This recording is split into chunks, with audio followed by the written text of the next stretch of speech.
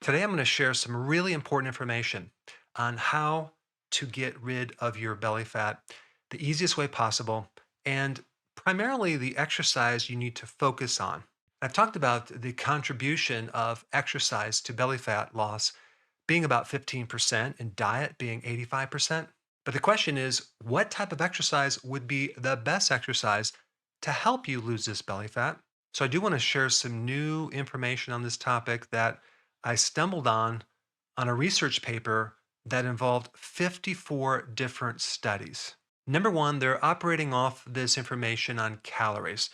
In their mind, they think that body fat equals calories in versus calories out. So the lower amount of calories they intake, the greater the body fat.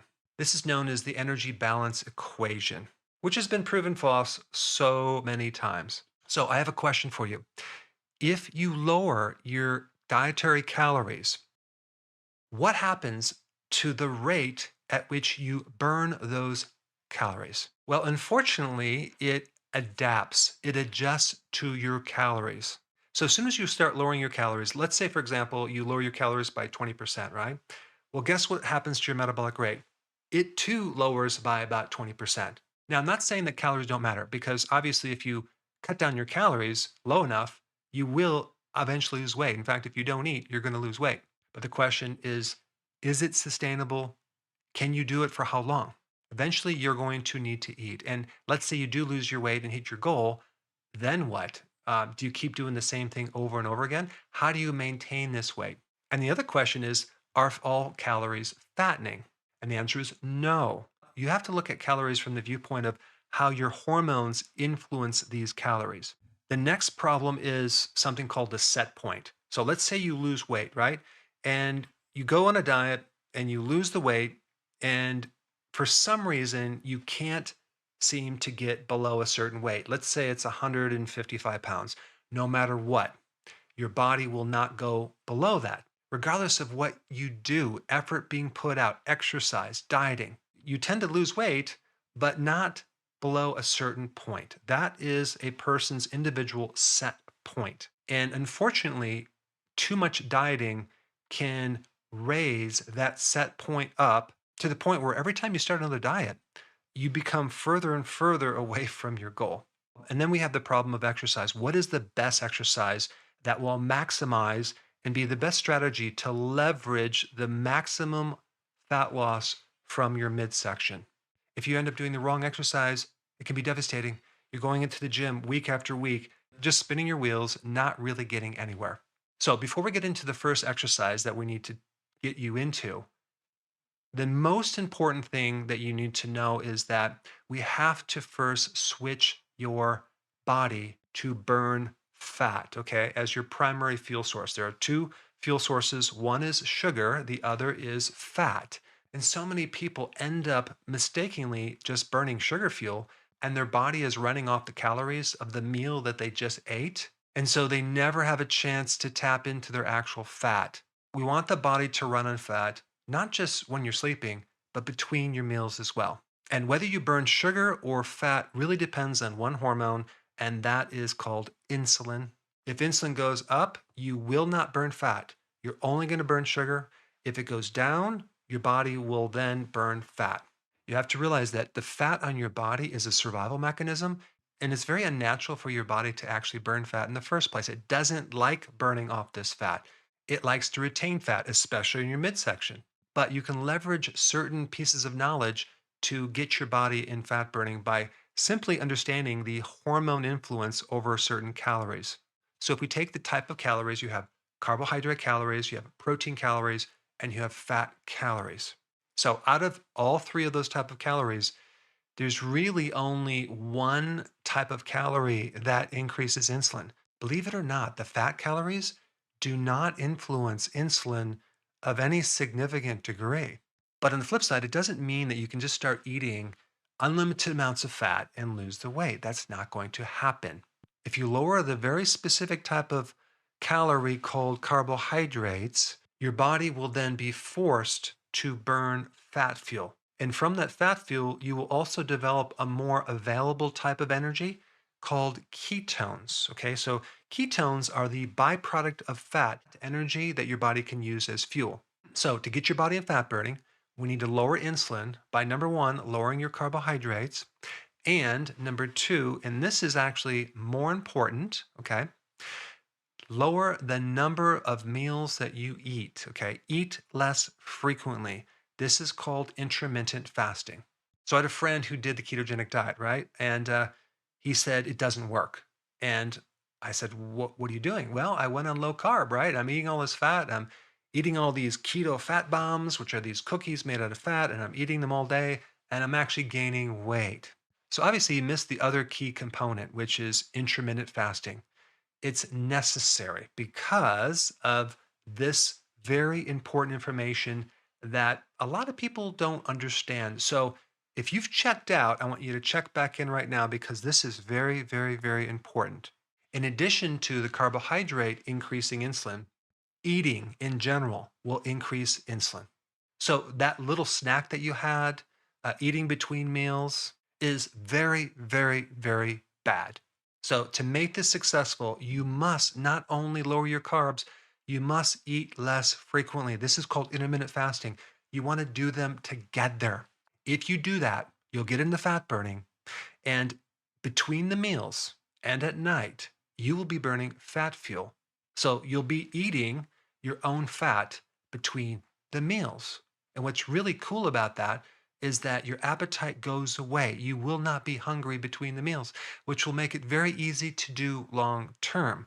Plus, you won't have cravings versus the other way, it's going to be torture because you're going to be hungry. You're going to want to eat every hour and a half. You're going to want to snack. It's disastrous. Now, there's one more thing that you need to know, and this is another really, really important piece of information. When you start adapting into this fat burning or ketones, it takes about 2 days. Well, if you eat a tiny amount of carbohydrate calories, guess what can happen? That piece of bread or half a glass of wine can literally pause this whole program and stop fat burning for 2 freaking days. So this could be very, very depressing, especially if you're doing mostly good, but you just have a little bit of certain things too frequent, like every other day. And so the second most important thing you need to know is consistency. Okay. Staying very, very consistent with this program. This means doing it 100%.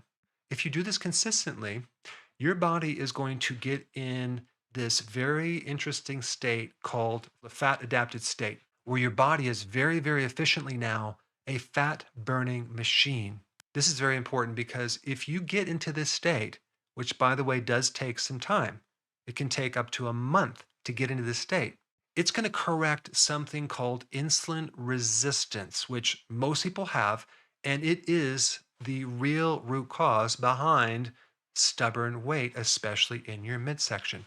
So you're going to actually correct a bad metabolism or a slow metabolism by getting into this fat adapted state.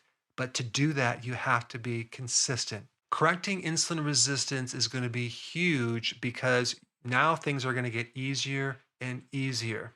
So then when we add the exercise, which is the next point, it's finally going to be something that really works for you. As a side note, since we're talking about insulin resistance, there's a couple other things that you can do.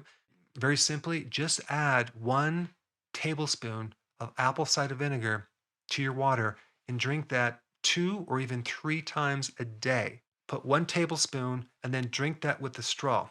Apple cider vinegar greatly improves this insulin resistance. That one little tiny change can actually create a big effect on not just your weight, but if you have any liver fat, it can help reduce fat off your liver. It can help balance your blood sugars. Number three, let's talk about the exercise. And this is based on this study, which I'm going to put down below. But it's not really just one study. It's just a kind of like a review of 54 different studies on this one topic, which we're going to call walking. Walking actually can help you burn more fat off your midsection than doing this higher intense exercise. But I need to explain the details of this. I'm not saying not to do high intense exercise, but you're going to get more benefit out of doing walking than the higher intensity type exercise.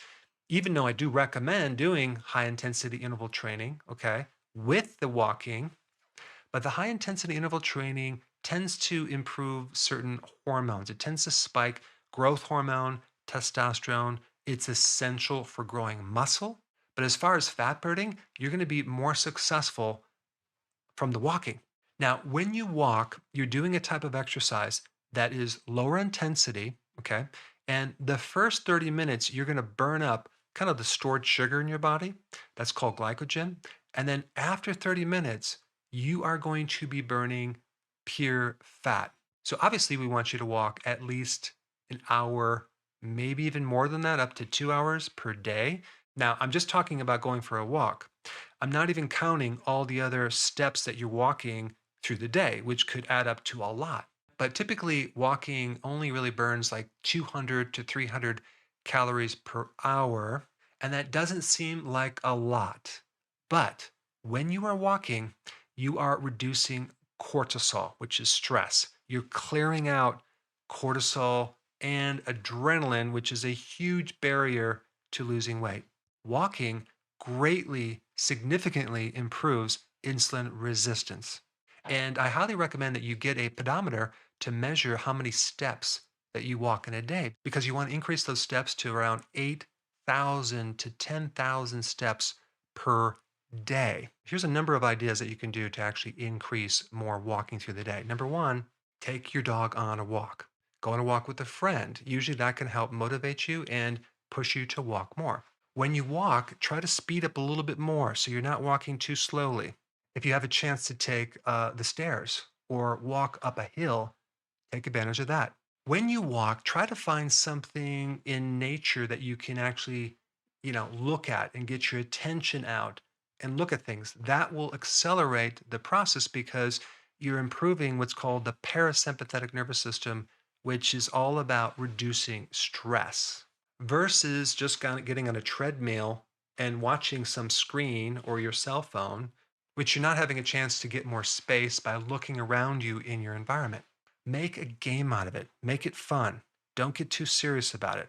Start recording your numbers and each time try to build on that and getting a little bit more. If it's raining outside, walk in your house. What I do is I can kind of walk downstairs, upstairs, walk downstairs, upstairs, walk around the rooms, come around. I've done that in the winter when it was snowing and because I couldn't go outside.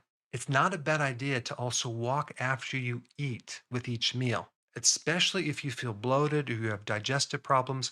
Walking can greatly improve that. Now, I want to tell you a recent experience that I just went through that I think you'll find very interesting. I decided to do what's called stem cell therapy. Okay. And stem cell therapy is where they take some of your fat, okay, and then they siphon it down, pull the stem cells out, put it into a vial, inject it back into your body to help circulate and heal certain things. And I did it mainly for old injuries and arthritis that I have in my spine. So I've been looking at this for a long time and I decided to bite the bullet and get it done. But they have to do liposuction. And when they evaluated me, I didn't have enough fat. So I had to gain more fat around my midsection so they can lipo it out and have enough fat. I needed 5 pounds more fat in my midsection. Now, that might not seem like a lot, but it's a lot. In order to gain 5 pounds of fat, I had to gain more weight than that, right? Because you don't just gain fat, you gain some muscle and fat. So I basically went from 183 pounds to 197 pounds. Now, the question is, how did I gain this fat? Number one, I ate more carbs, but I didn't eat like the breads and pasta and cereal and crackers and stuff like that, okay, because that creates a bit more inflammation. I had things like certain fruits, like apples with peanut butter, between the meals, especially. I had things like blueberries, and I'm talking a lot of blueberries. I even ate things like potatoes, but I had the purple potatoes from the Peruvian potatoes that had more antioxidants. And I also had some red potatoes. And I ate more calories for sure. And I also ate 3 meals plus snacks. And I gained a good amount of fat in my midsection. So I live on a farm and there's nothing flat. There's all sorts of hills. And I'm very used to walking everywhere all day long. And what I noticed when I started to try to gain weight, I wasn't gaining any weight because I was walking all over, burning all these calories. So, what I basically had to do is slow down, not walk around so much. And that was very hard to do, but it was a really key thing to help me gain weight. So, after the procedure, I'm back on my original program. I'm doing 2 meals a day. Okay. I'm not doing potatoes anymore. I'm not doing any more fruit, especially the apples. And then we'll create a video on the stem cell therapy and the results of that in about a month because it does take some time for it to work. Now that you have these principles, the next thing you need to know is the details of exactly what to eat. And for that information, you should check this video out right here.